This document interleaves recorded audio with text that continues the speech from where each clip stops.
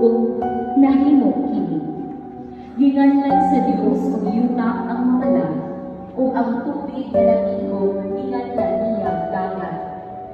Nakita sa Dios na maayo ang iyang nabuhat o nalipay, o nahimo kini. Busa miturok sa yuta ang tanang matang sa mga tanom. Nakita sa Dios na maayo ang iyang nabuhat ug nalipay siya. Milabay ng sabang kagation ug miabot ang kabuntahon ug kadtumao ang ikatulong adlaw. Unya niingon na usab ang Dios.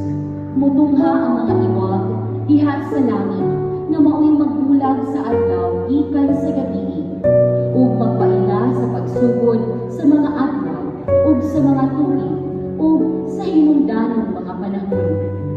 Mudan ang kini sila sa kalangitan aron paglandam sa kalibutan.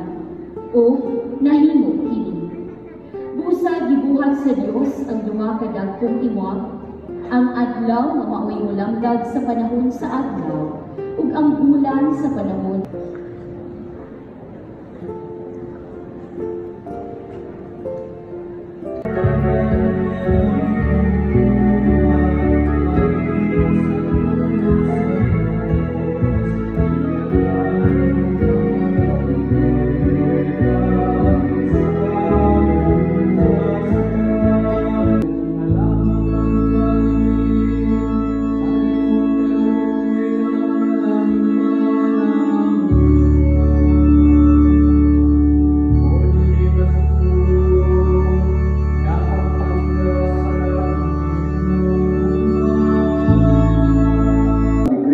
Dito sa Jordan, gibag-o nimo ang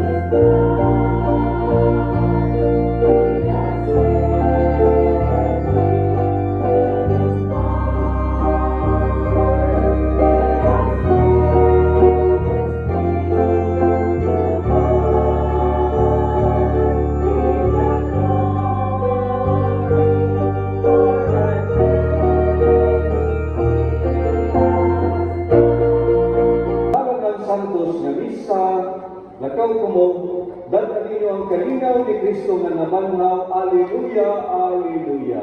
Salamat sa Diyos. Alleluia, alleluia. Viva Cristo Resucitado! Viva Cristo Resucitado! Viva Cristo Resucitado! Viva Cristo Resucitado! Viva Cristo Resucitado! Viva Cristo Resucitado! Palakpakan nato ang Ginoo nga nabanhaw sa tayo.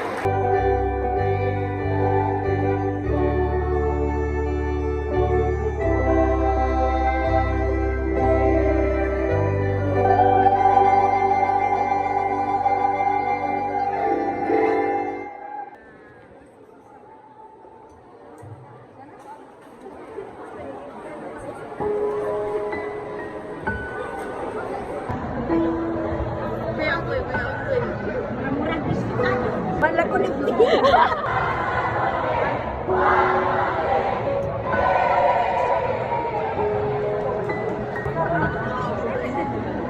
Saan ka tayo? Ha? Saan ka tayo puluhan? Oo. Ito ba nang... Ako. Ang tugas na kita lima. Lima.